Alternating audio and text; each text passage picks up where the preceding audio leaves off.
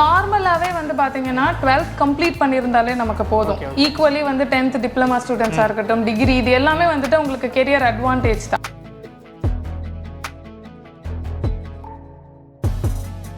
ஏர்லைனில் pilot ஏரோஸ்டஸை தாண்டி ஏகப்பட்ட job opportunities இருக்கு. ஃபார் எக்ஸாம்பிள், ஓகே, கோர்ஸ் வந்து எவ்வளோ நேரம், என்ன டியூரேஷன்? ஸோ இது வந்து பார்த்தீங்கன்னா இது கோச்சிங்லாம் எப்படி இருக்கும்? ட்ரைனர்ஸ்லாம் எந்தெந்த மாதிரி ட்ரைனர்ஸ்லாம் இருக்காங்க? ஆக்சுவலி நம்ம அகாடமியில் வந்து பார்த்தீங்கன்னா